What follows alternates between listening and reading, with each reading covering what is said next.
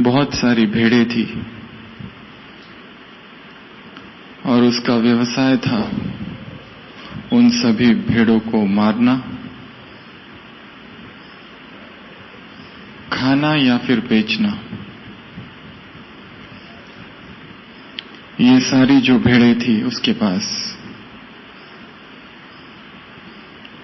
खुली जगह पर रहती थी, पर एक दिक्कत उसको जो आती थी वो थी कि कोई ना कोई भेड़ रोज जंगल में भाग जाती थी। उनमें से कुछ भेड़ें थी जो बहुत होशियार थी। वो देखती थी कि आज ये भेड़ कट रही है, कल हमारा भी नंबर आएगा, और वो भाग जाती थी। उस जादूगर को, उन सभी को पकड़ पकड़ के लाना पड़ता था, और जो भेड़ें भाग जाती थी वो दूसरी भेड़ों को भी कहती थी कि तुम भी भागो वरना तुम्हें भी मारा जाएगा। यदि बचना चाहते हो तो यहां से भागो। तो रोज रोज की ये परेशानी उस जादूगर को, उसे एक दिन एक युक्ति सूझती है। वो सभी भेड़ों को थोड़ा सा बेहोश कर देता है और एक एक को अलग लेके जाकर एक बात समझाता है कि जो कट रही है वो भेड़े है, तुम नहीं हो। किसी को वो समझाता कि तुम शेर हो और जो कट रही है वो भेड़ है। किसी को वो समझाता तुम चीता हो, जो कट रही है वो भेड़ है, तुम कभी नहीं कटोगी। किसी को वो समझाता था तुम मनुष्य हो। हिप्नोसिस, सम्मोहन। किसी को वो समझाता कि तुम तो जादूगर खुद हो, तुम कभी नहीं कटोगे। तो सारी भेड़ें इतनी खुश हो गई, उसके बाद उन्होंने भागना बंद कर दिया। जब भी भेड़ कोई कटती तो सारी भेड़ें अंदर ही अंदर खुश होती। कोई सोचती मैं तो शेर हूं, कोई सोचती मैं सिंह हूं, कोई सोचती मैं मनुष्य हूं, कोई सोचती मैं जादूगर खुद हूं और मुझे नहीं कटना। किसी की हिम्मत जो मुझे काटे।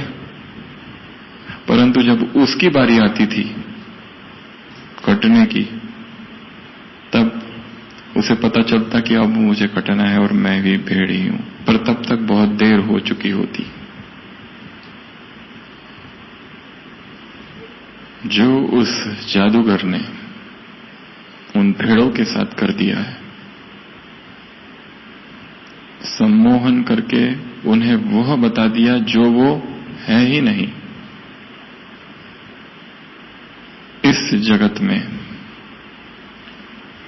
विकारों ने अथवा माया ने मनुष्य को इसी तरह सम्मोहित कर दिया है। उसे वह बता दिया है जो कि वो है ही नहीं। है तो वो आत्मा, परंतु उसे इस तरह हिप्नोटाइज्ड कर दिया है कि वो देह है। और यही सम्मोहन उसे सारी जीवन भर घेरे रहता है। वास्तविकता है कि आत्मा अकेली है इस धरती पर। आत्मा का आत्मा के अतिरिक्त और कोई नहीं है। आत्मा का आत्मा के अतिरिक्त और कोई नहीं है।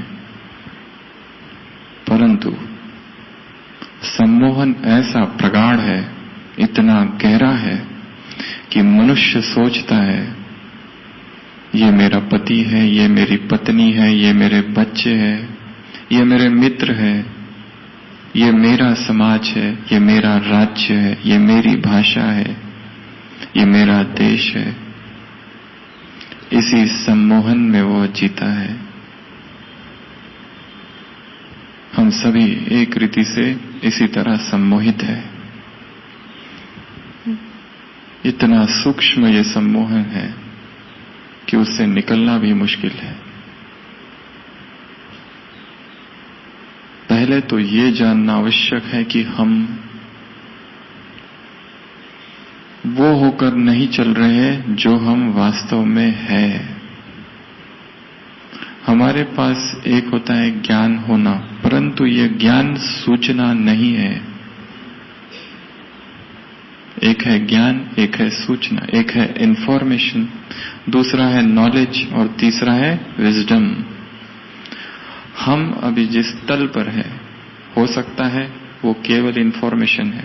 हमें इंफॉर्मेशन प्राप्त हुई है सूचना की हम आत्मा है, परमात्मा की संतान है, परमधाम हमारा घर है, 5000 साल का ये कल्प है, अभी संगम युग चालू है, भगवान आया है, सबको वापस जाना है, विनाश सामने खड़ा है। मुरली में हम जो भी सारी बातें सुनते हैं, हो सकता है वो केवल सूचना ही हो। सूचना काफी नहीं है इस गहरे सम्मोहन को तोड़ने के लिए।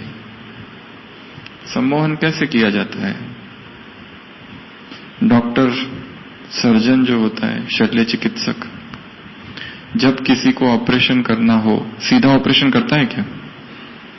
सबसे पहले तो जांच होती है, सारी ब्लड टेस्ट होती है, खून की परीक्षाएं होती है, उसके बाद में मरीज को भर्ती कराया जाता है। भर्ती करने के बाद उसको और कंसर्न्ड लोग, फिटनेस प्राप्त किया जाता है, एनेस्थीसिया का डॉक्टर है वो देखता है, सब तरफ से सब लोग देखते हैं। फिर उसके cleaning and draping, body parts तैयार किए जाते हैं, क्लीन किया जाता है, कुछ इंजेक्शंस की टेस्टिंग होती है कि उससे रिएक्शन ना आ जाए। उसके बाद फिर ऑपरेशन, फिर कंसेंट भी ली जाती है, उसके बाद फिर ऑपरेशन थिएटर में लिया जाता है। वहां पर भी डायरेक्ट ऑपरेशन नहीं, पहले उसको एनेस्थीसिया भूल दी जाती है। ये सब किया जाता है इतना सारा, और उसके बाद फिर ऑपरेशन किया जाता है।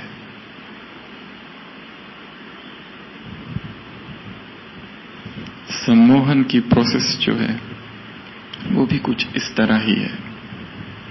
जितना गहरा सम्मोहन होगा उतना ही गहरा प्रभाव होगा। हो सकता है ये जो ऑपरेशन कर रहे कुछ करे ही ना, थोड़ा सा काट दे और उसको फिर से सिला दे, और फिर बाद में मरीज को कहे कि ऑपरेशन बहुत अच्छा हो गया, तो वो भी मान ले हाँ बहुत अच्छा हुआ। सम्मोहित, उसकी ये सारी प्रोसेस है, उससे गुजरने के बाद वो परिणाम, यथेष्ट परिणाम सामने आता है। उसी तरह मेडिकल में उदाहरण एक दिया जाता है। एक महिला थी जो ये सोचती थी कि उसके दिमाग में एक सांप है। उसका ऐसा मानना था कि उसके दिमाग में क्या है, एक सांप है। कई डॉक्टरों को उसने दिखाया है, तो डॉक्टर ऐसी बात तो कभी सुनेंगे नहीं, हंसी उड़ाएंगे कि इसका तो PSY, हम इंग्लिश में कहते हैं PSY, साइकेट्री को PSY कहते हैं हम लोग, ताकि पेशेंट को भी समझ में ना आए। आपके सामने ये राज हमने खोल दिया आज। PSY क्या प्रॉब्लम है? PSY। तो PSY मतलब ताकि साइकेट्रिक प्रॉब्लम है ये कोई फिजिकल प्रॉब्लम नहीं है। तो वो कभी संतुष्ट नहीं हुई, एक डॉक्टर से दूसरे डॉक्टर के पास, दूसरे डॉक्टर से तीसरे डॉक्टर के पास, CT scan, MRI, PET scan, ऐसा कोई भी जांच नहीं छोड़ी उसने जो नहीं की। पर जहां पे भी जाते थे डॉक्टर लोग कहते थे कुछ भी नहीं है, ये तुम्हारा वहम है। अब जिसको वहम है, ये व्यक्ति कभी मानेगा कि ये मेरा वहम है? कभी नहीं मानेगा वो, तो कभी नहीं, चाहे कुछ भी कर लो, कितना भी उसको समझा दो, दिखा दो, वो नहीं मानेगा कि ये वहम है। तो वो जो बहन है, वो माताजी जो है, वो ऐसे ही घूमती रही, इस अस्पताल से उस अस्पताल और उस अस्पताल से उस अस्पताल, एक न्यूरोलॉजिस्ट से दूसरे न्यूरोलॉजिस्ट, और अंत में एक न्यूरोसर्जन के पास पहुंची अपनी बहुत बड़ी फाइल लेकर। उसने वो सारा कुछ देखा, उसको सुना, और उसने कहा कि हाँ, सांप तो है। तब कहीं उसको थोड़ा शांति मिली कि कोई तो है संसार में जो ये माने, नहीं तो ये तो सारे ही डॉक्टर बेवकूफ है, कोई मानने को तैयार नहीं है, पेशेंट की बात सुनने को तैयार नहीं है।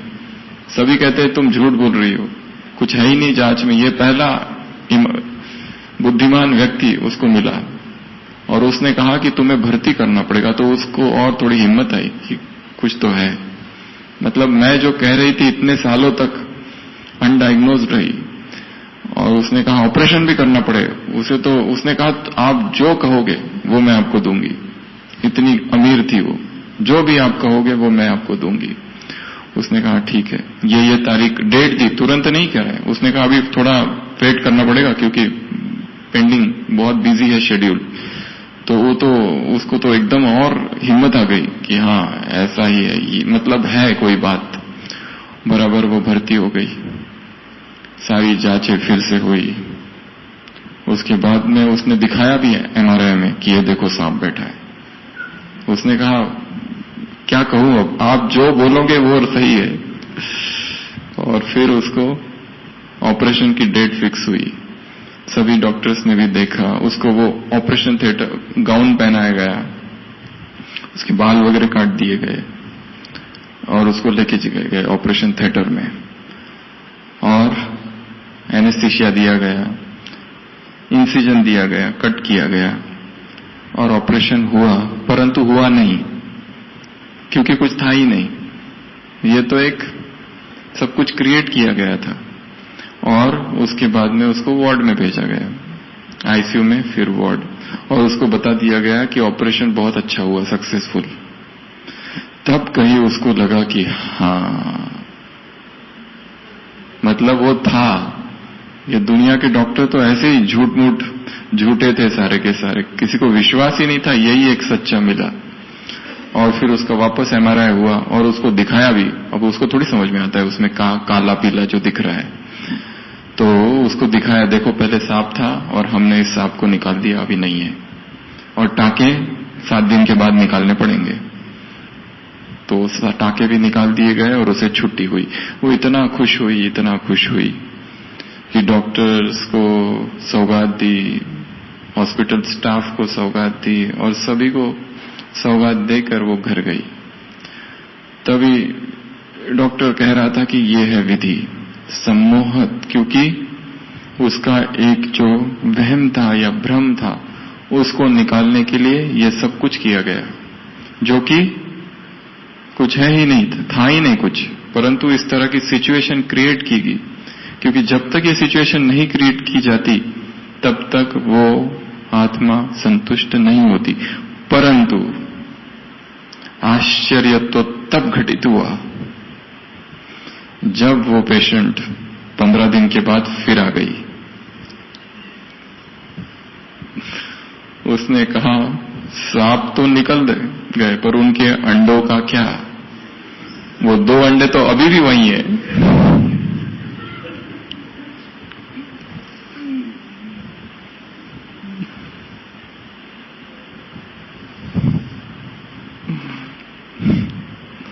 सम्मोहन जो है इस तरह की बात है। हम भी एक रीति से सम्मोहित है, माया ने सम्मोहन कर दिया है, जो कि हमने बहुत सारी चीजें ऐसी मान ली है कि जो है ही नहीं, वो हमारा सम्मोहन है। और समाज भी इसी तरह के सारे सम्मोहन तैयार करता है। उसमें एक सम्मोहन है विवाह। ये सबसे बड़ा सम्मोहन है। कैसे? विवाह में एक ऐसा व्यक्ति जिसे आज तक कोई पूछ नहीं रहा था, कोई ध्यान नहीं देता है उसके तरफ, उसे सबसे ज्यादा महत्व दिया जाता है उसमें, जिसे आज तक किसी ने पूछा भी नहीं था। अभी सम्मोहन की प्रोसेस में खर्चा जब तक नहीं करेंगे तब तक वो सम्मोहन भी नहीं होगा। सम्मोहन जितना लंबा अगर करना है और प्रभावशाली यदि करना है, अभी ये सम्मोहन तो जीवन भर टिकने वाला है, विवाह वाला, तो उसकी जो व्यवस्था है वो उतनी ही बड़ी होनी चाहिए, उतना ही खर्चा होना चाहिए। तो वो जो विवाह है पहले तो उसकी तारीख और उसकी पूर्व तैयारियां चलती है। वो भी जैसे एक रीति से मनुष्य का जो मैं है यहां सम्मोहित हो रहा है। मनुष्य का जो मैं है, जो अहंकार है, उसका यहां पोषण होता है सूक्ष्म रीति से, कि जो सोचने लगता है मैं थोड़ा अब कुछ और हूं, मैं वो नहीं रहा अब जो पहले था। और जब उसे दूल्हा बनाया जाता है और उसके सिर पर पगड़ी और उसको वो सारे वस्त्र पहनाए जाते हैं और जब वो घोड़े पर बैठता है तब उसे लगता है मैं घोड़े के ऊपर हूं और सारी दुनिया घोड़े के नीचे। और उसे जो खुशी होती है और फिर उसको कोई मिलता है, ये दूल्हा, उधर दुल्हन की भी यही बारी है, यही बात है। उसको फिर लगता है ये मेरी है, वहां सम्मोहन क्रिएट होता है। ये सारी पूर्व तैयारियां और व्यवस्थाएं रची जाती है और वो एक सम्मोहन क्रिएट होता है कि ये मेरी है। उसको ये एक सम्मोहन होता है कि ये मेरा है और समाज उसे स्वीकृति देता है। और इसी संबंध से जो संबंध निर्माण होता है, इसके लिए इतना गहरा होता है क्योंकि बहुत खर्चा करके वो सम्मोहन हुआ है, पर है वो भी सम्मोहन ही और दूसरा कुछ नहीं है, सम्मोहन ही। हिप्नोटिज्म, सोसाइटी सपोर्टेड हिप्नोटिज्म, समाज ने उसकी पालना की है और उसी में स्वीकृति मिलती है काम विकार के लिए। जो वो समझते हैं ये हमारा हक है। पहले ये हक नहीं था, पहले ये व्यभिचार होता, परंतु समाज इस तरह से निर्मित है कि उसे स्वीकृति दी जाती है। और देह के बंधन में बंधने के बाद ये संबंध और प्रगाढ़ होता है और बंधन बनता है और फिर सारी उम्र घसीटते रहता है व्यक्ति को। और व्यक्ति फिर उससे मुक्त नहीं हो पाता। जितना अधिक खर्चा उतना अधिक सम्मोहन ज्यादा। यदि एक सम्मोहन को रिवर्स करना है, जैसे उस डॉक्टर ने किया, वो सब कुछ किया, वो भी पहले से एक सम्मोहन था, उससे बाहर निकालने के लिए एक नया सम्मोहन क्रिएट किया। यदि हम भी सम्मोहित हैं, एक नया हिप्नोटिज्म क्रिएट करना पड़ेगा अभी हमको, एक रीति से स्पिरिचुअल हिप्नोटिज्म, जो कि वास्तविकता है। हम जो है, अब तक हम सोच रहे हम ये देह है और देह के जो भी संबंध है वो सभी हमारे हैं, पर ये हमारा इसमें से कोई भी नहीं है। हम हमेशा क्लासेस में एक उदाहरण देते हैं। प्लॉटिनस नाम का एक विचारक है, उसने कहा है जीवन जो है वो it is the flight of the alone to the alone. ये यात्रा अकेले की तरफ, इसमें कोई किसी का साथी नहीं है। जो हमें दिख रहा है, ये मित्र, ये संबंधी, ये पति, ये पत्नी, ये बच्चे, ये साथी, इनमें से कोई भी हमारा नहीं है, कोई भी नहीं। ये एक भ्रम में हम जी रहे हैं, सोच रहे हैं ये मेरा है, ये मेरा है, ये मेरा है, ये मेरा है। यहां कोई भी किसी का भी नहीं है। Flight of the alone to the alone, अकेले ही चलना है हमें। ये एकांगी पगडंडी है। ये जो पगडंडी है जिस पे हम चल रहे हैं वो एकांगी है, अलोन। कोई इसमें हमारे साथ नहीं है। हम हैं और हमारे कर्म है, हमारे पुण्य है, हमारे पाप है, इसके अतिरिक्त तो कोई नहीं। अगर हम सोच रहे हैं तो वो समझ लो सम्मोहन की अवस्था है। यदि एक सम्मोहन से हमें मुक्त होना है तो दूसरा सम्मोहन क्रिएट करना पड़ेगा। तो आज हम इस क्लास के बाद योग करेंगे 6:30 से 7 बजे तक। उसके बाद जैसे समाज ने वो सम्मोहन क्रिएट किया था विवाह का, एक नया रियल स्पिरिचुअल डी हिप्नोटिज्म, हम आत्माएं अब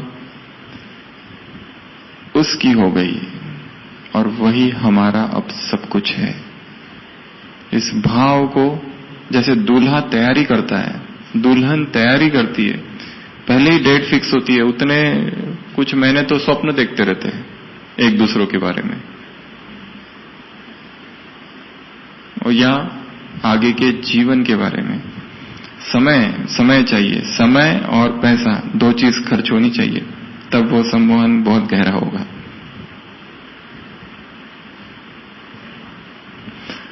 तो हम भी एक विवाह यहां रचेंगे जिसमें आत्मा का विवाह होगा उस परम माशूक के साथ, जिसके सिवा इस संसार में और कोई सत्य नहीं। वो परम सत्ता है और परम सत्य है।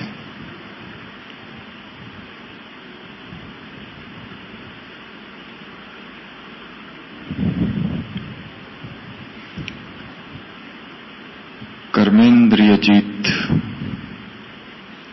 इस विषय पर थोड़ी चर्चा करेंगे। कुछ बातें हमने सुबह कही थी इस बारे में, अभी और थोड़ी विस्तार से कहेंगे। कर्मेंद्रिय जीत अर्थात क्या? कर्मेंद्रियों को जिसने वश में कर लिया हो, जो कि कर्मेंद्रिय भूपति नरेश राजा है,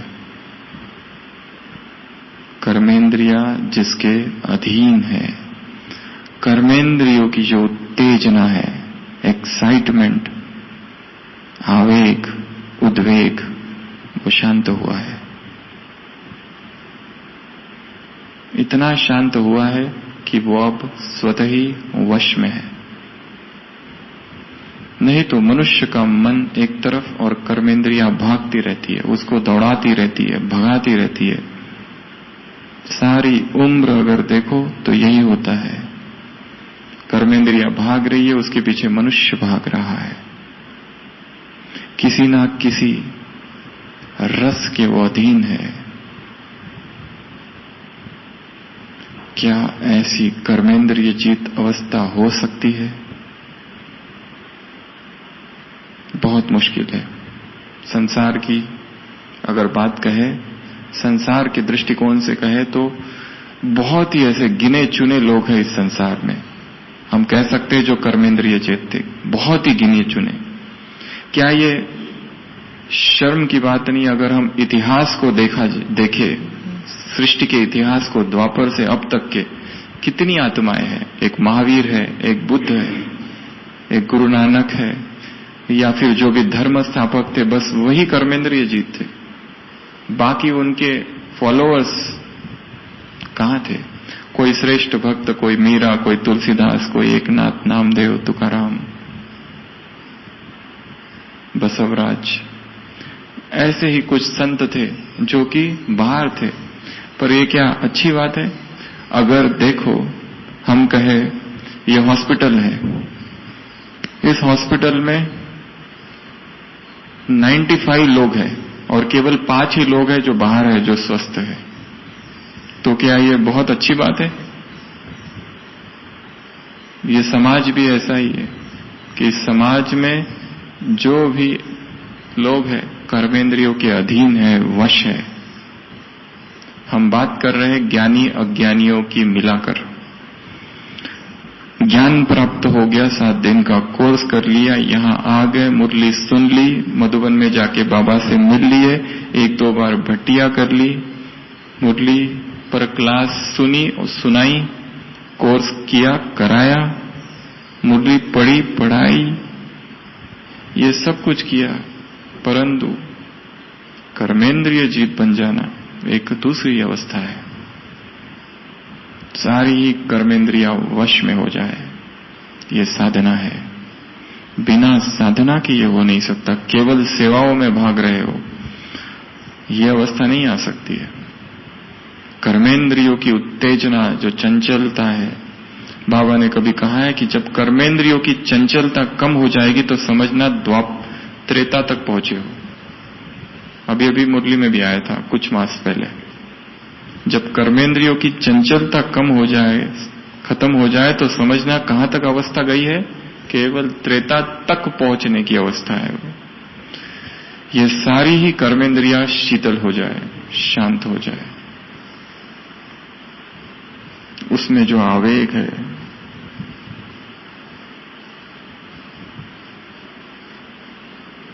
सेंसेस में जो सेंसुअलिटी है, वो समाप्त हो जाए, ये एक साधना है।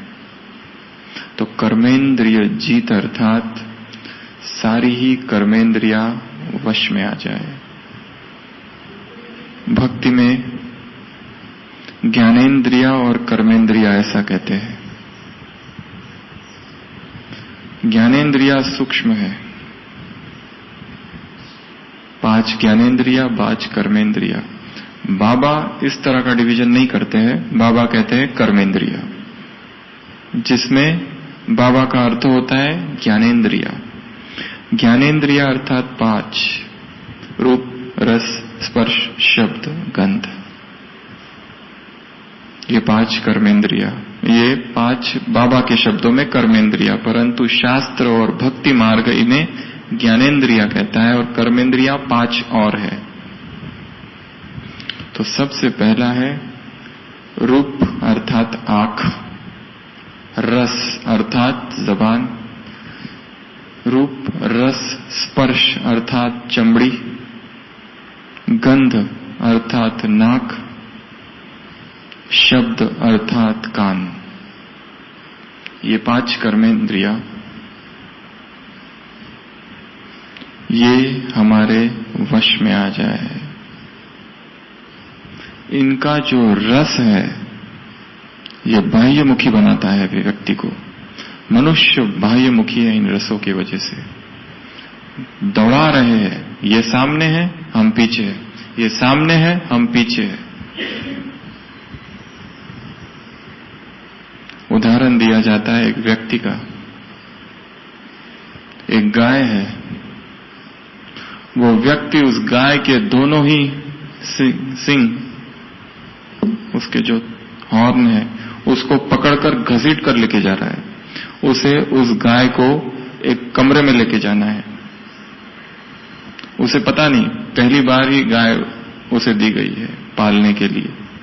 उसे पता नहीं गाय को किस तरह इधर से उस तबेले में, उस कमरे में अंदर लेके जाए। वो उसके सिंग को पकड़ता है और खींचते हुए लेके जाता है। जितना खींचता है, गाय और विद्रोह करती है, उछल के उसको पटकती है नीचे। फिर वो पकड़ता है। दिखाया है गुरु नानक, ये देखते हैं और अपने शिष्य से कहते हैं, मर्दना, कि ये दृश्य देखो कैसा है।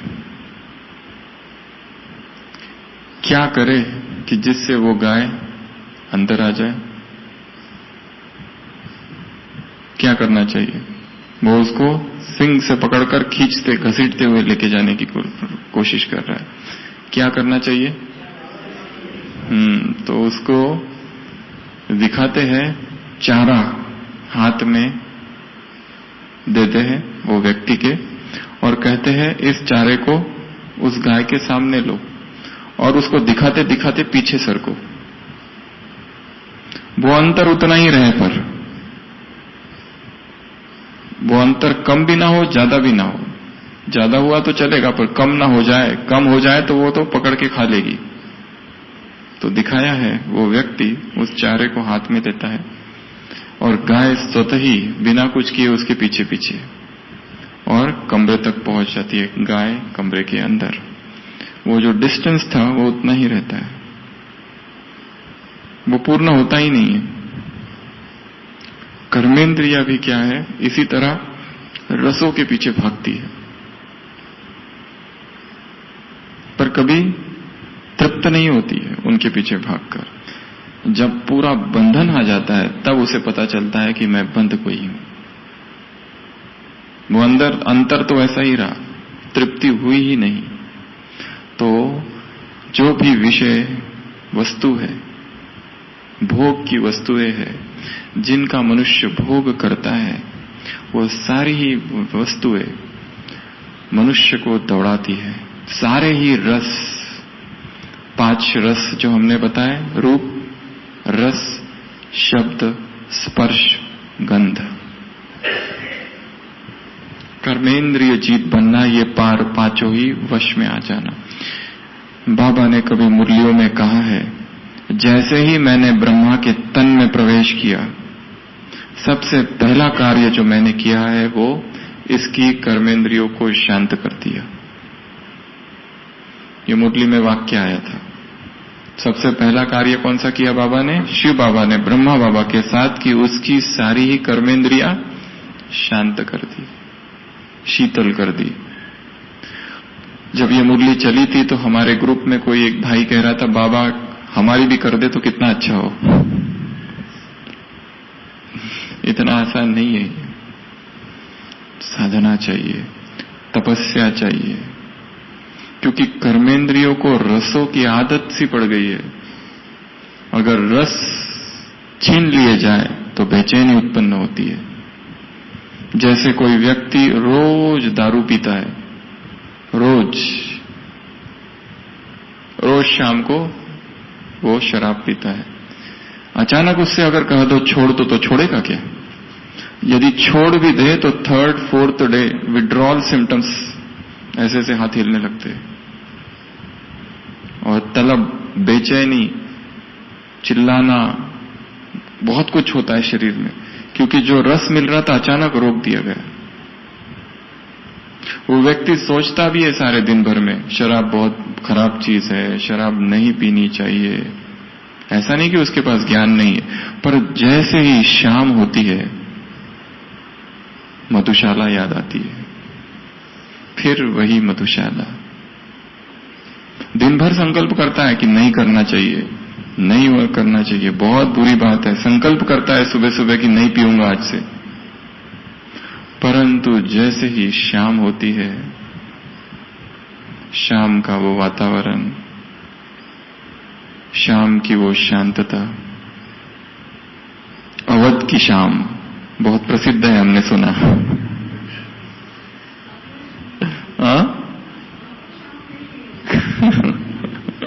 अवध की शाम, तो वो शाम जैसे होती है, पैर न चाहते हुए भी उस ओर चलने लगते हैं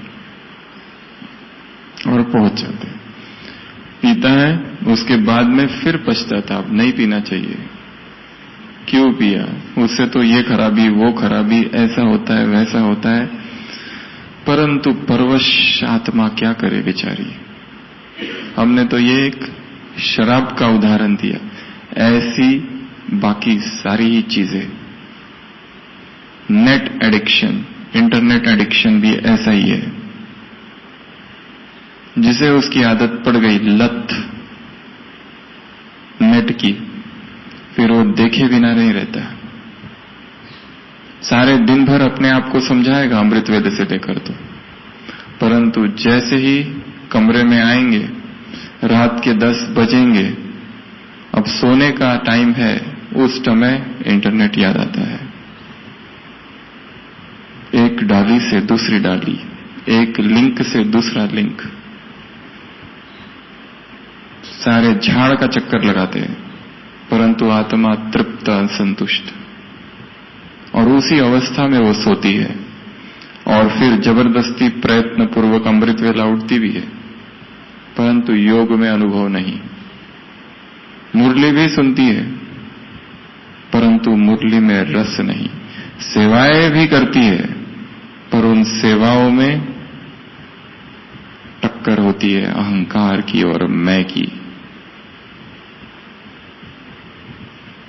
एडिक्शन है। तो जैसा वो शराब का नशा है और एडिक्शन है, वैसे ये बाकी भी बहुत सारे नशे हैं। पद का नशा, मैं कुछ हूं इसका नशा, संपत्ति का नशा, धन का नशा, यही व्यक्ति को भटकाता है। तो 5 चीजें जो है, अब एक एक करके हम एक एक लेंगे। सबसे पहला है आंख, आंखों का रस। हमें संपूर्ण कर्मेंद्रिय जीत बनना है, ये लक्ष्य है पहला, तो इसको भूलना नहीं है।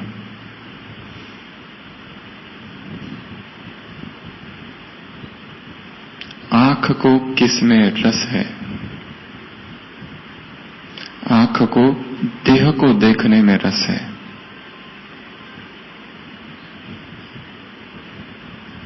ज्ञान कहता है सब मिट्टी है, यह देह, परंतु अवचेतन मन ने इसे स्वीकार नहीं किया है अब तक। सबकॉन्शियस माइंड ने इसे स्वीकार नहीं किया है। वो केवल कॉन्शियस माइंड तक है ये ज्ञान कि सब कुछ मिट्टी है, सारे देह। आंखों का रस देह को देखने में है, आंखों का रस झगड़ा देखने में है, आंखों का रस वाद विवाद होते हुए देखने में है, आंखों का रस दूसरों के साथ कुछ अन्याय हो रहा है वो देखने में। अन्याय का विरोध जरूर करते हैं हम, परंतु रस उसका उसको देखने में है।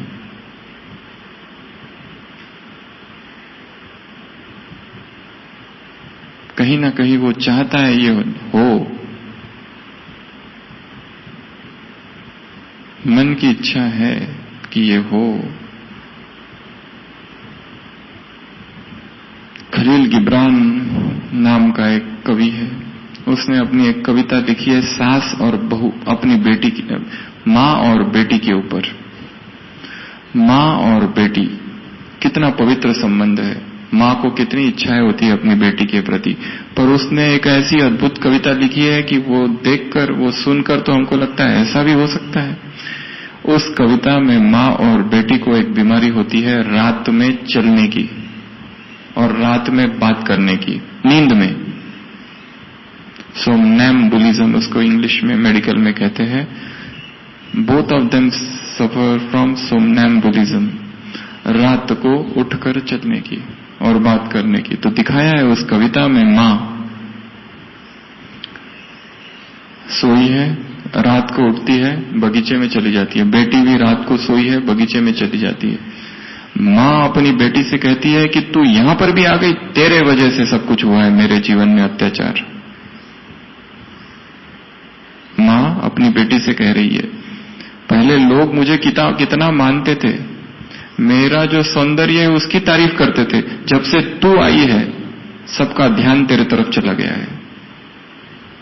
पहले लोग मेरे तरफ ध्यान देते थे, जब से तू आई है अब तेरे तरफ ध्यान देते रहते हैं।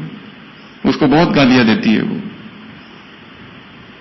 मैंने अपना सब कुछ तेरे लिए लगा दिया और तू है कि मेरे तरफ ध्यान भी नहीं देती, और इस तरह की बहुत बहुत बातें करती है। और उसकी बेटी कहती है, ये तू जो भी कह रही है चुप कर, ये सब कहना, तेरे वजह से तो मेरा जीवन बर्बाद हुआ है। अपनी मां को वो कहती है, तू है आज तो, अब तक तो मेरी शादी हो गई होती, तेरे लिए मैं रुकी हूं बस, नहीं तो मेरे से शादी करने वाले कितने खड़े हैं, बैठे हैं। तेरी सेवा करते करते तो मेरा ये हाल हुआ है। दोनों एक दूसरे से बहुत अलग अलग प्रकार की गालियां देते हैं, और भी बहुत बातें उसमें हमें याद नहीं अभी, वो न कहना ही अच्छा है। और उस तक सुबह हो जाती है, नींद पूरी हो जाती है। फिर मां कहती है, अरे बेटे तू यहां क्या कर रही है, तुझे ठंड लग रही होगी, चल जल्दी चल, मैं तुझे घर ले चलती हूं। बेटी कहती है, अरे मां तुम्हें सर्दी लग जाएगी, तुम पहले अंदर चलो।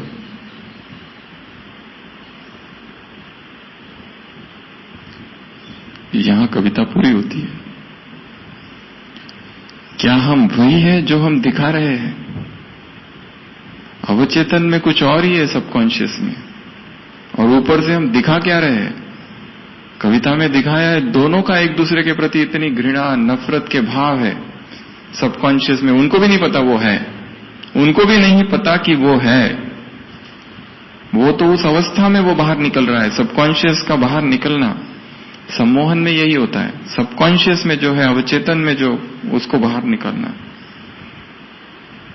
चेतन मन को शांत कर देना, जो भी संदेश दिए जाते हैं सीधा सबकॉन्शियस में, इसके लिए तुरंत उसको स्वीकार कर लेता है व्यक्ति। इसके लिए अगर कोई ठंडी में है और उसको कहो हिप्नोटाइज करके बहुत गर्मी हो रही है, तो उसको पसीना आने लगेगा। अगर किसी को कहो कि यहां बहुत ठंड है धूप में, तो उसको ठंड लगने लगेगी। ये सम्मोहन है। तो सब कुछ डिपेंड करता है हमने अंतर मन में क्या स्वीकार किया है। तो हम बात कर रहे थे, क्या ये ऊपर जो हम दिखा रहे हैं चेतन मन, क्या वही हमारा वास्तविक स्वरूप है? ऐसा तो नहीं, हमारी भी स्थिति उस मां और बेटी की तरह है। हम दिखा कुछ और रहे हैं, परंतु अंदर कुछ और है, अवचेतन में कुछ और ही है। क्या हमने इस ज्ञान को अवचेतन मन में स्वीकार कराया है, या केवल ये कॉन्शियस में है? कॉन्शियस शांत हो जाए और सारे संदेश अवचेतन तक पहुंचे, ये योग है। हमारा सारा ही योग है मन को शांत कर देना, और ऐसी शांत अवस्था में जो उसे सुनाया जाता है वो अंदर जाता है। हमारा चेतन मन इतना आक्रांत, इतना ही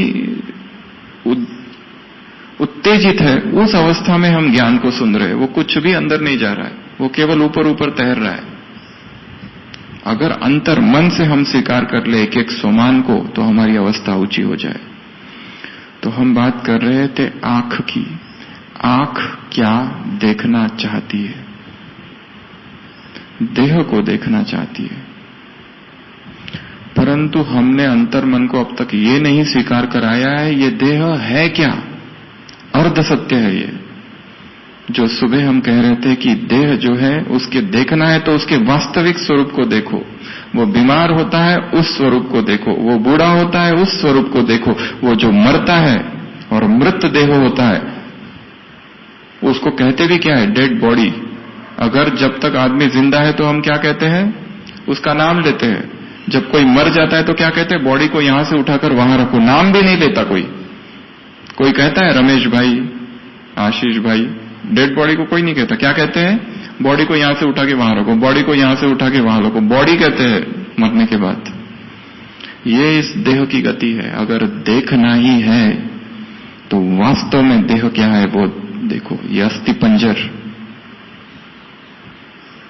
bag of bones and skin and muscle, यही है बस। ये उसकी वास्तविक स्वरूप है। क्या इसमें मैं सम्मोहित हूं? इसमें मुझे इतना आकर्षित कर रहा है ये, इस देह को देखने के लिए। आज दुनिया भर में जितना ही साहित्य है और जितना ही लिटरेचर है और जितने ही मैगजीन्स है, जितनी ही मूवी है, they all revolve around one concept. हवाओं में ही वासनाएं हैं, चारों ओर केवल एक ही एक आंधी है। एवरीथिंग सेंटर्स अराउंड सेक्स, उसी में सब कुछ है। और ये ऐसा सम्मोहन तैयार कर दिया है कि कोई भी इससे अछूता नहीं है। इस सम्मोहन से सारी मनुष्य जाति, कोई दूसरे ग्रह का प्राणी इस संसार में आ जाए तो कहेगा ये क्या है? ये एक ऐसा विषय है कि जिसकी कहीं पर भी चर्चा नहीं होती है। कोई खुलेआम इसके बारे में कुछ नहीं बोलता है, परंतु हर मन के में वही काम वासना समाई हुई है। ऊपर कहीं चर्चा नहीं, पर अंदर वही भरा है। कितना आश्चर्य होगा उसे। और इसकी पूर्ति के लिए ये क्या क्या सम्मोहन चल रहा है ऊपर से, विवाह या जो भी फैक्ट वेडिंग्स, जो कुछ भी मनुष्य करता है। परंतु वास्तव में अपनी काम वासना को तृप्त करने के ये अलग अलग माध्यम मनुष्य ने बनाए हैं, जिसे समाज ने स्वीकृति दी है। सत्य इससे कुछ और है, पर सत्य ये संसार नहीं है, और न ही यहां जो कुछ भी हो रहा है वो। ये एक सम्मोहन की दशा में सब कुछ तैयार किया गया है, सारा समाज। तो सबसे पहला रस है देह का। आंख देह को देखना चाहती है। इस रस को समाप्त करने के लिए देह क्या है उसको देखो। क्या उसका स्वरूप है, वास्तविक स्वरूप, उसको समझो। जब तक हम ये नहीं समझते, ये देह का आकर्षण समाप्त नहीं होगा।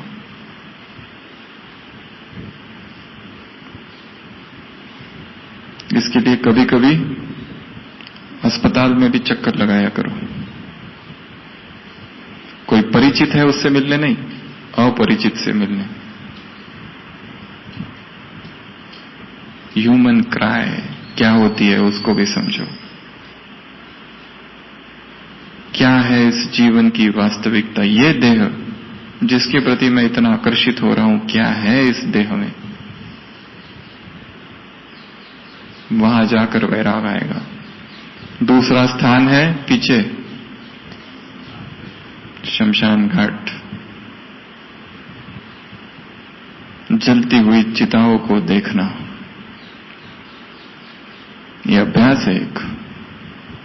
चाहे कोई भी मरता हो, अगर जा सके तो जाए। क्या देखने के लिए? धधकती हुई वो लपटें आग की। देखते रहो उन लपटों की तरफ, उस आग की तरफ, तो वैराग उत्पन्न होगा। जब तक उस आग को नहीं देखोगे, वहां खड़े रहो मौन में। किसी से कुछ कहना नहीं है, केवल देखना। ये है जीवन की अंतिम निष्पत्ति। इतनी भाग दौड़ की, इतनी आपाधापी, ये है अंतिम परिणति। यहां पहुंचना है। क्या इसके लिए मैं सब कुछ कर रहा हूं?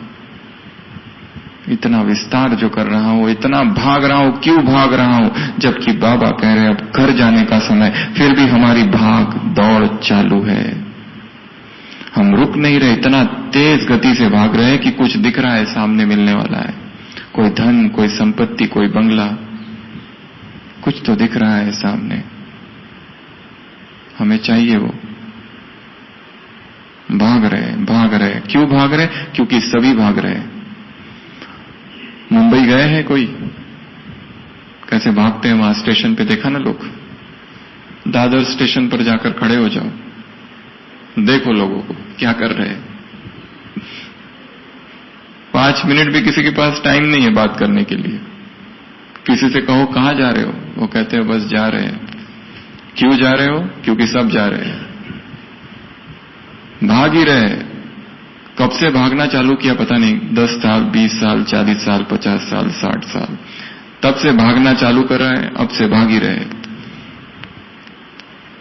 जिनके लिए कर रहे हैं, क्या इसकी गारंटी है वो तुम्हारा साथ देंगे? वो परिवार जो घर बैठा है, उनके लिए भी टाइम भी नहीं है, वो दूसरी बात। जिनके लिए सब कुछ कर रहे हैं, उनके लिए भी समय नहीं है। केवल भागना और भागना। तो सबसे पहला जो रस जो हमें जीतना है, वो है देखने का। देह को देखना है तो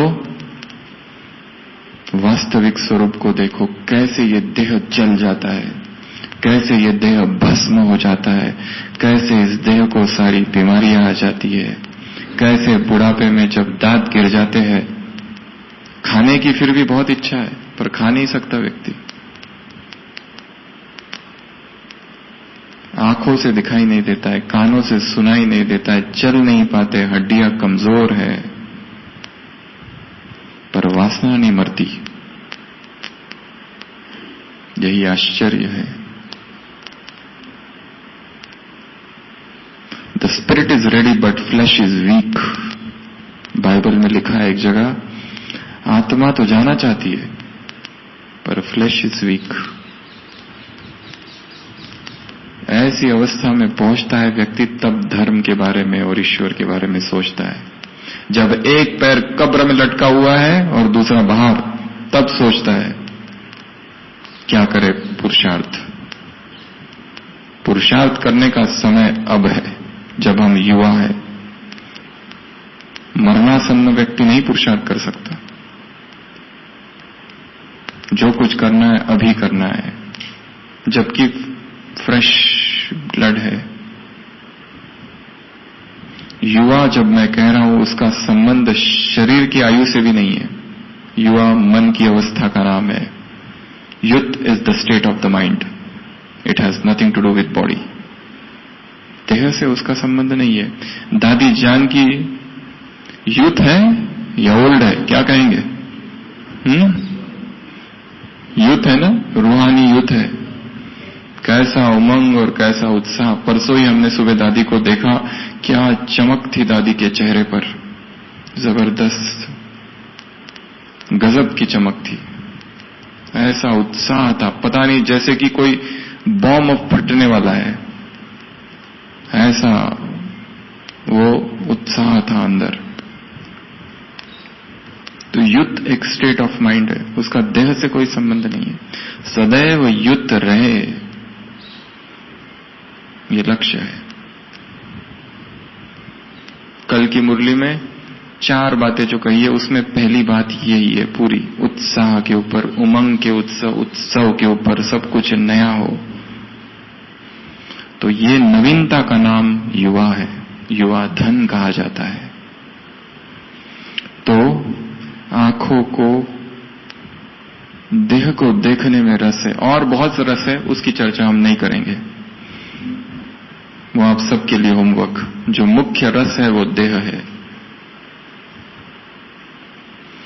उसी में एक दूसरा रस है, दूसरे हमारी देह को देखे। एक रस है हम दूसरों की देह को देखे, दूसरा एक रस है दूसरे हमारी देह को देखे। ये स्त्रियों में काफी है संसार में। विनोबा भावे एक बार किसी ट्रेन से ट्रैवल कर रहे थे, देखा एक महिला गजरा लगाए, गजरा पता है ना, बालों में पीछे लगता है, बहुत बड़ा गजरा लगाए हुए थी। उनको वो कहता है, क्या तुम इस गजरे को देख सकती हो?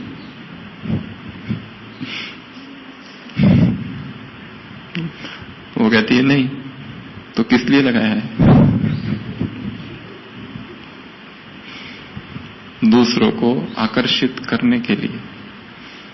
सारी हॉलीवुड, बॉलीवुड और जितने भी है हुड, वो सब इसी सिद्धांत पर ऑपरेट करते हैं, युवकों को अपनी ओर आकर्षित करना, उनके अंदर काम की वासना को जन्म देना, और यही उनके धन कमाने का साधन है। उन्होंने जान लिया है क्या चाहिए पब्लिक को, और उसी काम की वो तृप्ति करते हैं।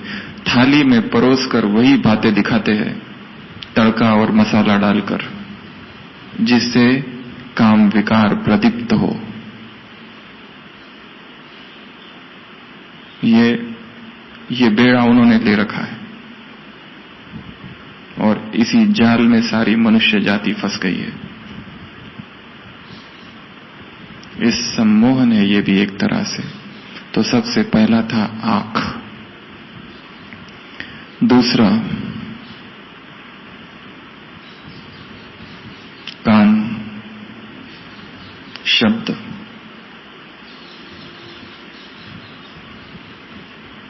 सबसे महाभयंकर रूप है कामुकता, कामुक बातें,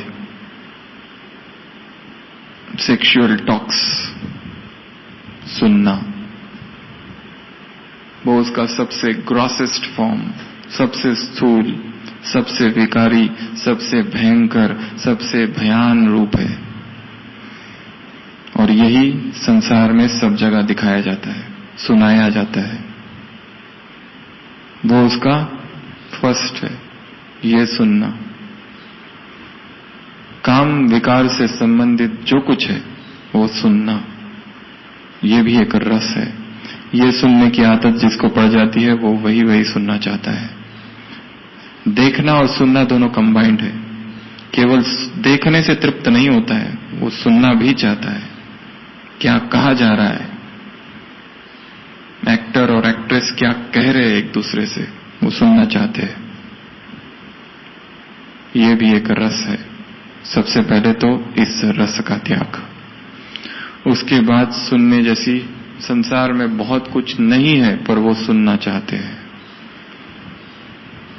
बाबा के कभी महावाक्य चले हैं, जिन आंखों ने भगवान को देखा है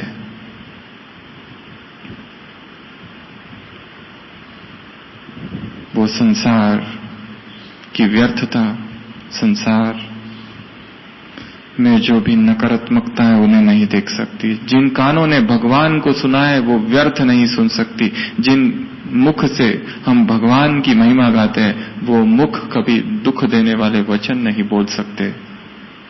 हम वो नहीं कर सकते जो संसार कर रहा है। हम वो मार्ग पर नहीं दौड़ सकते जहां संसार दौड़ रहा है। उनका मार्ग ही दूसरा है, हमारा मार्ग दूसरा है। इस बात को गहराई से समझना है। हम वो नहीं कर सकते, या फिर संकल्प करो मुझे वो नहीं करना है जो कि संसार कर रहा है।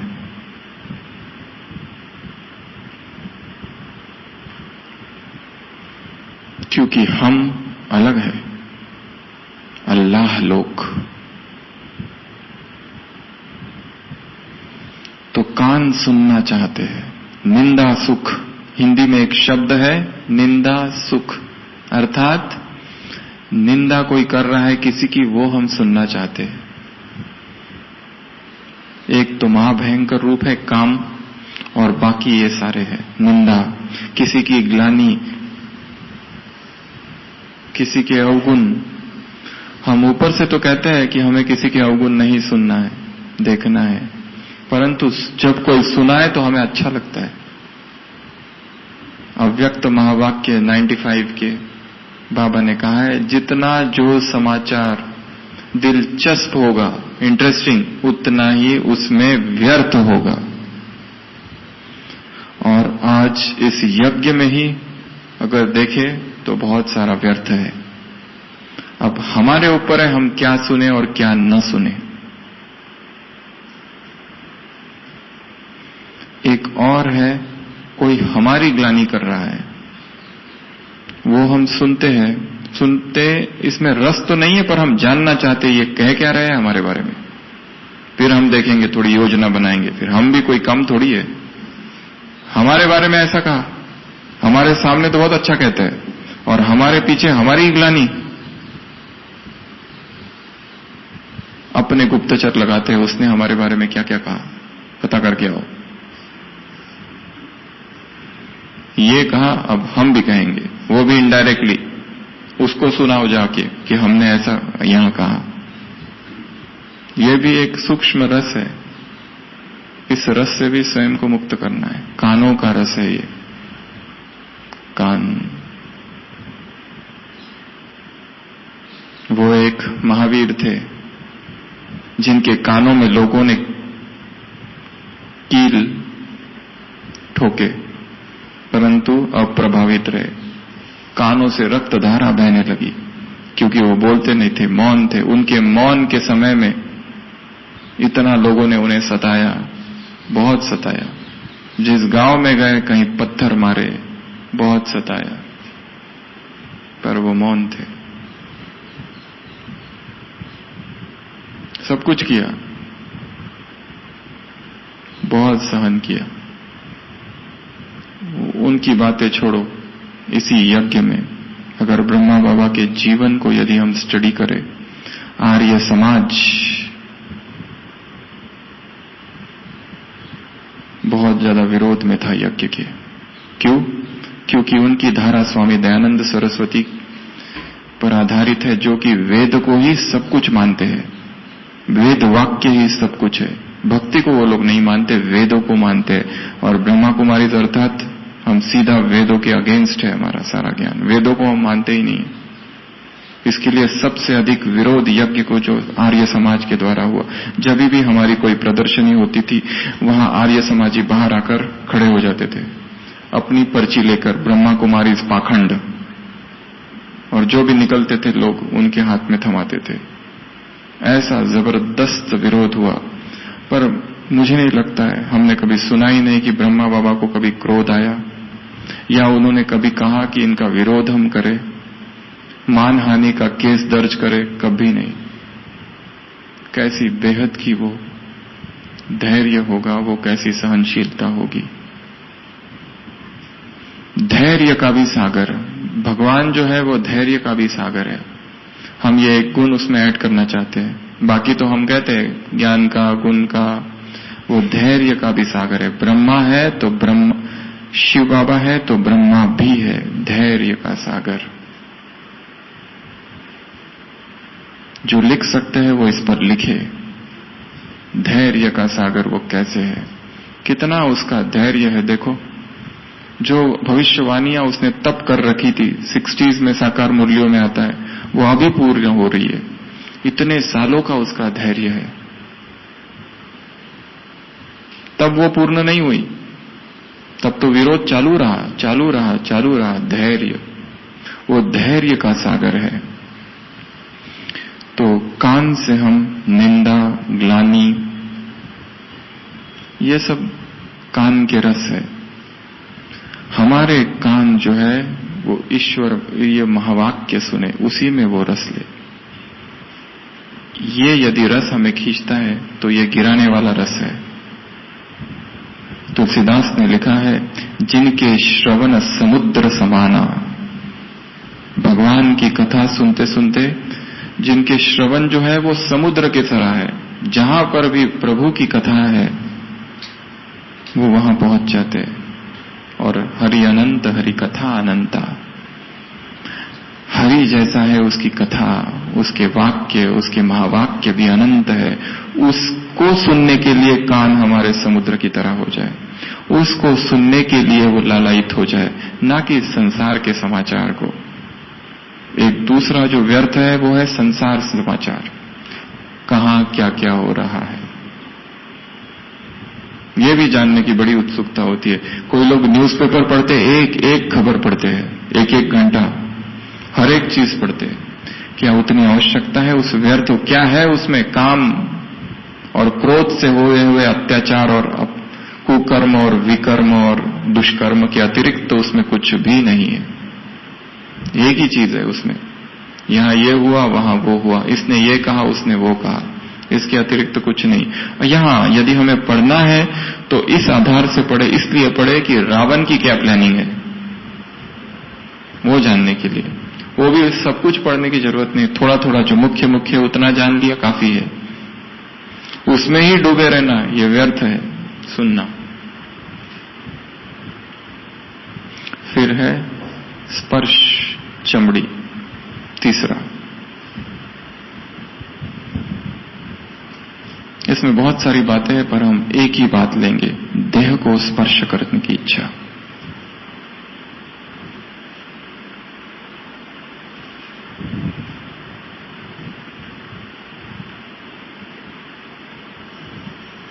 देखना और देखने के बाद इच्छा होती है स्पर्श करूं।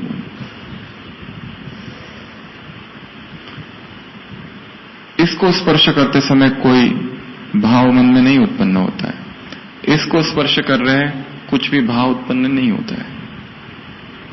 पत्थर को स्पर्श करो, कोई भाव उत्पन्न नहीं, परंतु देह को स्पर्श करते ही कुछ कुछ होता है, कुछ हलचल होती है इंद्रियों में।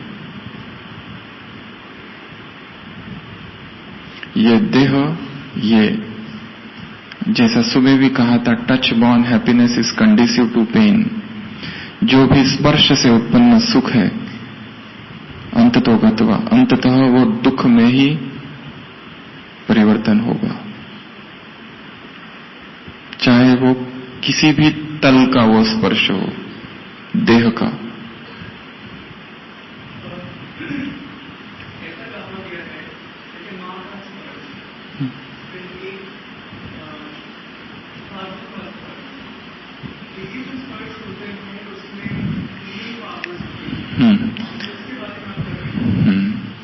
स्पर्श जो है, हम कुछ और स्पर्श की बात कर रहे थे, आप कुछ और स्पर्श की बात कर रहे हैं, परंतु ये भी सत्य है।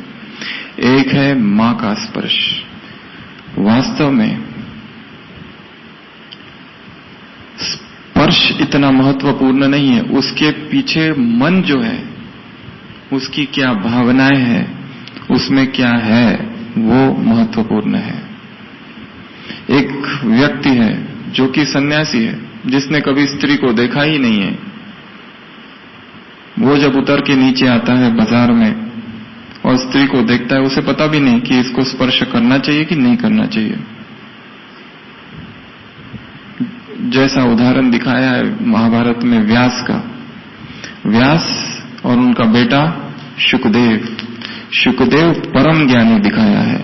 वो जन्म ही लेता है तो 12 साल का दिखाया है, और जन्मते ही संसार से इतना वैराग है कि वो भाग रहा है, नहीं जाना है मुझे, संसार में जाना ही नहीं है। एक होता है संसार को थोड़ा देखना और फिर वैराग आना है, वो नहीं, सीधा जन्म लिया और भाग रहा है। व्यास उसके पीछे भाग रहे हैं। दिखाया है एक सरोवर है जहां कुछ अप्सराएं स्नान कर रही है। शुकदेव वहां से गुजरता है, वो वैसे ही जो चालू है वही चालू रहता है, और जैसे ही व्यास पीछे आते हैं वो अपने आप को ढक लेती है सभी। तो वह व्यास उन स्त्रियों से, उन अप्सराओं से पूछता है कि मैं तो इतना बूढ़ा हूं, आपके दादा परदादा के दादा के दादा की उम्र का हूं, मुझे देखकर आप अपने आप को ढक लिए, परंतु मेरा बेटा जो कि जवान है यहां से गया, तब आपने कुछ नहीं किया। तो वो कहते हैं उसे तो ये पता ही नहीं कि स्त्री क्या है और पुरुष क्या है। तो स्पर्श के पीछे भावना क्या है वो कार्य करती है। मां का जो स्पर्श है बहुत पवित्रतम स्पर्श है। उसके पीछे भावना कामुक नहीं होती है, बहुत श्रेष्ठ भावना होती है, वात्सल्य होता है वहां पर। उसे काम विकार नहीं कहा जाता है, उसे प्रेम कहा जाता है वहां पर। बाद में वो मोह बनता है, वो दूसरी बात, परंतु मां का जो स्पर्श होता है उसमें उसकी जो भावनाएं होती है श्रेष्ठ भावना होती है, शुभ भावना होती है। उसको लगता है मेरा बेटा बहुत आगे जाए, संसार में बहुत प्रगति करे, इस तरह की भावना है। तो स्पर्श, वास्तव में स्पर्श इतना, डॉक्टर भी स्पर्श करता है, फीमेल पेशेंट्स को स्पर्श करता है, परंतु उसकी भावनाएं वहां दूसरी होती है। वो भी देखता है, ऑपरेशन करते हैं तो सब खुला रहता है, सब देखता है, परंतु उसकी भावनाएं दूसरी होती है वहां पर। भावना क्या है? स्पर्श के पीछे भावना काम करती है। तो एक स्पर्श जो आपने कहा वो था मां का, दूसरा है साधु संत योगियों का स्पर्श, तपस्वियों का स्पर्श। जैसे स्वामी विवेकानंद के जीवन में दिखाया है, जब अपनी साधना के शिखर पर वो थे तो उनको लगता था कि मेरे अंदर अद्भुत शक्ति है। और उनका एक जो गुरु भाई था राखाल, जो बाद में स्वामी शिवानंद बने, उसने राखाल के घुटनों में एक बार बहुत दर्द हो रहा था, तो उन्होंने कहा कि ये दर्द को मैं ठीक कर सकता हूं, और उन्होंने अपना हाथ उसके घुटनों पर रख दिया और ध्यान में अपनी सारी शक्ति को केंद्रित कर दिया उसके घुटनों पर, और थोड़ी देर के बाद वो घुटनों का दर्द ठीक हुआ। जब उनके गुरु श्री रामकृष्ण परमहंस वहां आए तो उन्होंने उसे बहुत डांटा और कहा कि तुम्हारी जो शक्तियां है वो विश्व कल्याण के लिए, ये सब चीजों के लिए नहीं है। ये सिद्धियां तो बाधा है मार्ग में, इसके लिए तुम्हें ये आध्यात्मिक ज्ञान नहीं मिला हुआ है। किसी का घुटना और किसी की शारीरिक बीमारी ठीक कर दो, यह तो बहुत ही छोटा सा कार्य है, ये तो संसार के डॉक्टर बैठे हैं वो भी कर देंगे। तुमको अपनी स्पिरिचुअल पावर्स ये सब कार्यों में नहीं इन्वेस्ट करनी है। तुम वटवृक्ष हो, तुम्हें तो संसार का कल्याण करना है। तो वो भी स्पर्श था। साधु संत योगी महात्मा ये सभी के स्पर्श, बाइबल में उदाहरण दिया है जीसस क्राइस्ट का। वो आता है एक अंधे व्यक्ति के आगे, डोस्ट thou believest that I canst cure thee? वो पूछते हैं कि क्या तुम्हें विश्वास है मैं तुम्हें ठीक कर दूंगा? Yes Lord. वो अंधा व्यक्ति कहता है हाँ मुझे विश्वास है, I believe that thou canst cure me। और दिखाया है वो मिट्टी लेते हैं, मिट्टी में थूकते हैं और उसकी आंखों में लगाते हैं और कहते हैं कि जा पानी है आंख धुलाई कर, और वो आता है और वो देखने लगता है। ये भी स्पर्श ही था। स्पर्श से बीमारियां ठीक होना, ये सारी चीजें हो सकती है क्योंकि उस स्पर्श के पीछे यहां पर आध्यात्मिक शक्ति कार्य कर रही। यदि कोई सोचे योगी कि मुझे किसी को ठीक करना है और अपनी सारी पावर वहां पर एकाग्र कर दे, तो सामने वाला व्यक्ति भी ठीक हो सकता है। हमें याद है हमारे ही जीवन में अज्ञान काल में जब हम फर्स्ट MBBS में थे, हम जिस घर में किराए से रहते थे वहां एक बार स्वामी मुकुंदानंद के शिष्य है, सिद्ध योग जो सिखाते हैं, पूना में शायद उनका केंद्र है। तो उन्होंने हमारे ऊपर शक्तिपात किया। एक कमरे में हमको बिठाया था और कई देर तक एक भाई सामने बैठा और उन्होंने कहा कि शक्तिपात उसको कहते हैं, वो सिद्ध योग स्वामी मुकुंदानंद का। और उन्होंने हमें बहुत सारी शक्तियां दी और कहा कि अगले 7 दिन तक आप जो भी प्रयोग करोगे जिसके ऊपर वो ठीक होगा। पर वो हमारा फर्स्ट MBBS था। हम डरते थे क्योंकि वहां रैगिंग और ये सब चलता था मेडिकल कॉलेजेस में। हम हॉस्पिटल में खाली अपना क्लास हुआ और सीधा चुपचाप हो गया और निकल गया। हॉस्पिटल में जाना, पेशेंट देखना, ये सब नहीं था। फिर भी हम चुपके 1-2 बार हॉस्पिटल गए और जो पेशेंट हमको लगे कि बिल्कुल अब मरने वाले हैं, सीरियस जो है, उस पर वो प्रयोग हमने तब किया था और हमने देखा कि वो बच गए। एक दो थे या जिनकी जो तकलीफ थी वो ठीक हुई। ये इस तरह की सिद्धियां संसार में बहुत है। तो यहां जो स्पर्श है, इसके पीछे आध्यात्मिक शक्ति काम करती है।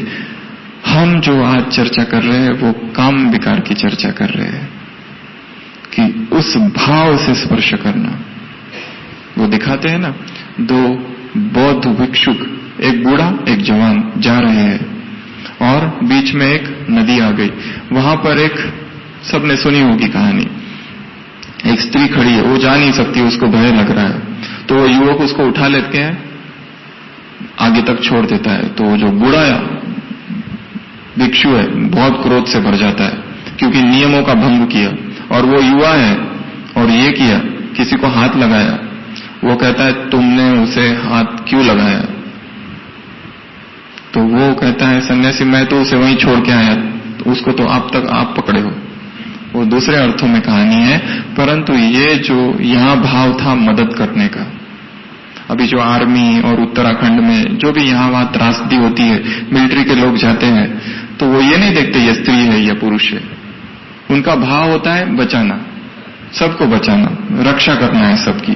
डॉक्टर का भाव होता है उसको डायग्नोसिस क्या है वो देखना, भाव क्या है। वैसे ही मां का भाव अलग है, परंतु एक भाव होता है कामुकता का, उसमें आत्मा को ज्यादा रस है। स्पर्श, और इसी स्पर्श से फिर दुख की एक श्रृंखला उत्पन्न होती है, क्योंकि व्यक्ति कभी एक स्पर्श से संतुष्ट नहीं होता है। कई सारी कर्मेंद्रियों से स्पर्श करना चाहता है। अलग अलग कर्मेंद्रियों के स्पर्श से अलग अलग सुख की प्राप्ति होती है, और एक सुख एक से बढ़कर है, परंतु है सभी क्षणिक, परंतु वही परम लगता है, सबसे बड़ा लगता है। तो ये जो स्पर्श करने की इच्छा है, इसके घातक परिणाम है। उसको कट इन द निप, जब वो छोटा है वहीं उसको समाप्त कर दो। उसके बाद में है गंध, नाक। ये थोड़ा कम पापी इंद्रिय है, ये थोड़ी पाप की कड़ी में थोड़ा कम पाप करती है। इसमें कम एक ही बात कहेंगे, गुलजार दादी जी का एक उदाहरण है कि शायद शांतिवन या कहीं और, पता नहीं कहीं, कि क्लास चालू थी और कहीं से तो हवा के झोंके से पूरे क्लास में जैसे बदबू फैल गई। शायद बाहर से कुछ आई हो खिड़कियों से। दिल्ली की बात है या मधुबन की है, हमें पता नहीं। तो सभी भाई बहन एकदम ऐसे ऐसे कुछ करते हैं ना, रुमाल वगैरह निकाल के, ये वो करके दिखाना कि बहुत खराब है ये। तो दादी ने तब कहा था, क्या ये कर्मेंद्रिय जीत की निशानी है कि दुर्गंध को सहन न कर सको?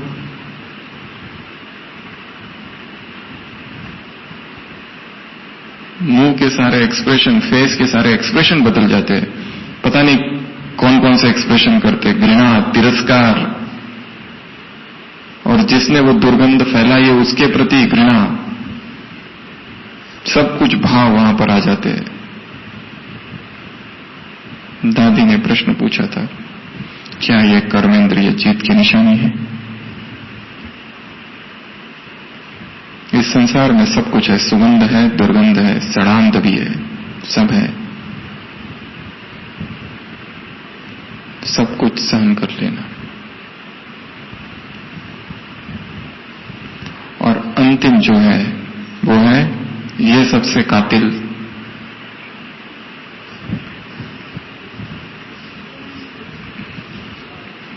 स्वाद। जिसने स्वाद को जीत लिया, समझ लो सब कुछ जीत लिया।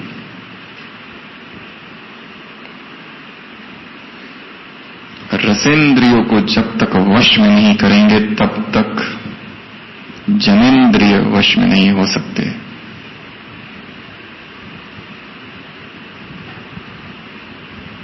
रस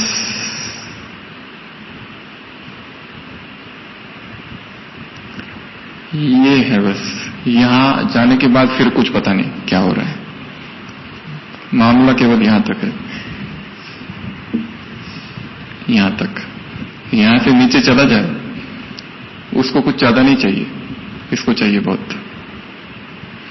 कितना भी खिलाओ, कितना भी खिलाओ, द्वापर की भूख अब तक शांत हुई है किसी की? इस गड्ढे में कितना भी डालो, कभी भी शांत नहीं होता है।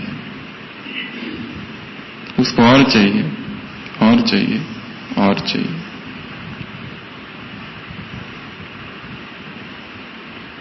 लंदन में एक व्यक्ति था, 153 वर्ष वो जिया था। उसका नाम हम भूल रहे हैं, शायद पार या पार ऐसा कुछ नाम था। बड़ा प्रसिद्ध व्यक्तित्व है। लंदन में ये व्यक्ति था जो बहुत ही सादा आहार करता था, परंतु एक बार लंदन के महाराजा चार्ल्स वन ने उसे चार्ल्स वन या टू भोज पर आमंत्रित किया। उसने कहा मैं नहीं आ सकता, परंतु जबरदस्ती आमंत्रित किया। पेयर्स या पार्स ऐसा कुछ नाम है, पेयर्स हमको याद नहीं आ रहा है अभी। तो उसको भोज पर आमंत्रित करते हैं और जबरदस्ती इतना खिलाते उसको। इस पर बड़ी कहानियां भी बनी हुई हैं, किताबें भी लिखी हुई है विदेश में। उसी रात उसकी मृत्यु होती है at the age of 153 years.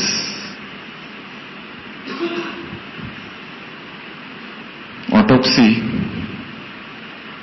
में पता चला, पोस्टमार्टम जो किया था उसका, कि जो अन्न उसने खाया था वो पचा नहीं सका, क्योंकि उसके शरीर को उस तरह के अन्न खाने की आदत नहीं थी। तो सारा खेल इस स्वाद पर है। इसका ज्यादा हम विस्तार यहां नहीं करेंगे क्योंकि समय हो रहा है। तो पांचों ही इंद्रिया, 5 पंचेंद्रिया, इनको वश में करने के लिए साधना चाहिए। पहले तो ये जानना है हमें रस किन किन बातों में है, फर्स्ट चेकिंग, उसके बाद में आगे की सारी बातें। पहले ये हम स्वीकार कर ले कि ये मेरी कमजोरी है। मनुष्य ये स्वीकार ही नहीं करना चाहता। पहले तो हम स्वीकार करें इसको कि ये है, तो हम कहीं ढूंढे मार्ग क्या है।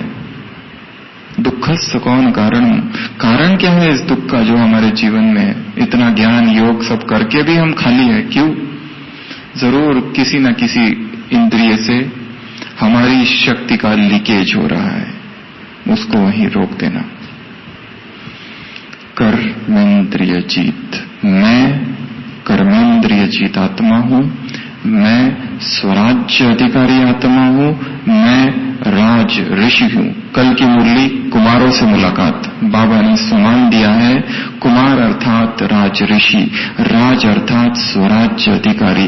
कोई भी कर्मेंद्रिय अपनी ओर आकर्षित ना हो, सारी की सारी कर्मेंद्रिय एक बाप की ओर आकर्षित हो। संकल्प में भी वाइब्रेशंस किसी भी कर्मेंद्रिय का अपनी ओर न खींचे। कल की मुरली में महावाक्य है सारे। स्वराज्य अधिकारी बनना बहुत ऊंची बात है। स्वराज्य अधिकारी बनना, स्वयं को आत्मा समझना, बाप का बनना, यही तपस्या है। कल की मुरली इसी को बाबा ने तपस्या कहा है। तो ये देह हमारे वश में हो। स्वार्थ अर्थात आज का वरदान, स्व को स्वाहा करना।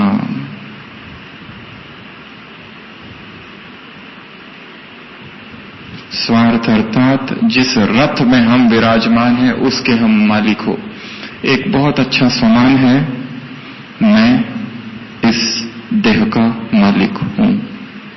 ये ऑर्डर दे दिया है हमने, स्वीकार कर लेगा मन। ऑर्डर देना ये एक प्रैक्टिस है, एक दूसरा अभ्यास है। मन को ऑर्डर दो, ये करो, तो वो मानेगा। जैसे कोई ऑफिसर ऑर्डर देता है ना मिलिट्री में नियम होता है, there is not to reason why, there is but to do and die. There is not to reason why, क्यों नहीं पूछो, बस जाना है, मतलब बिस्तर उठाओ और चलो। There is not to reason why, there is but to do and die. करो और मरो, खत्म।